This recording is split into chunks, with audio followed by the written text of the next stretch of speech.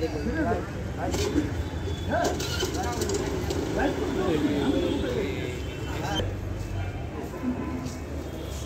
भाई बोल रहा था आपका।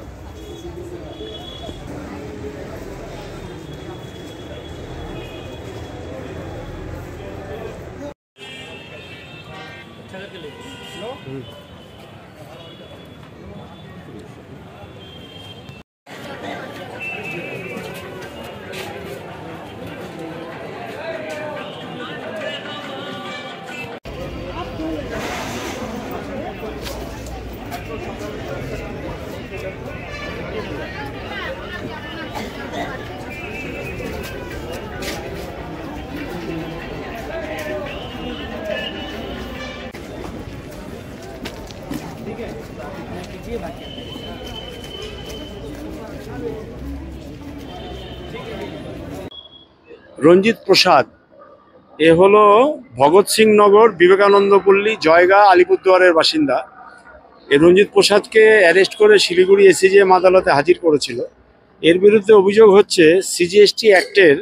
এর বিরুদ্ধে অভিযোগটা হচ্ছে এ ব্যবসা করে পান মশলার, এবং পান মশলার জন্য যে সুপারি যেগুলো সেগুলো নিজে নিয়মটা হচ্ছে এর যেহেতু সিজিএসটি নাম্বার আছে, যখন কোনো ট্রাকে মাল এর ওখানে গোডাউনে বা অফিসে যখন এন্ট্রি নেবে তার জন্য যে প্রপার যা যা ডকুমেন্ট হবে এবং সেই মালটা যখন নাকি বেরিয়ে যাবে তারও এন্ট্রি থাকবে। দেখা যাচ্ছে যে কোনো গুডস এর গোডাউনে বা অফিসে না ঢুকে বা দোকানে না ঢুকে খালি পেপার রোলিং হয়েছে, এবং পেপার রোলিং করে সিজিএসটি অ্যাক্টের নিয়ম অনুযায়ী এরা পায় ইনপুট ট্যাক্স ক্রেডিট বলে। সেই ইনপুট ট্যাক্স ক্রেডিটটা ইলিগালি অ্যাভেল করেছে। সেই total input tax credit illegally অ্যাভেলমেন্টটা হলো 13,64,00,000 টাকা। গভর্নমেন্ট অফ ইন্ডিয়ার 13,64,00,000 টাকার বেনিফিট পেয়েছে এই রঞ্জিত প্রসাদ।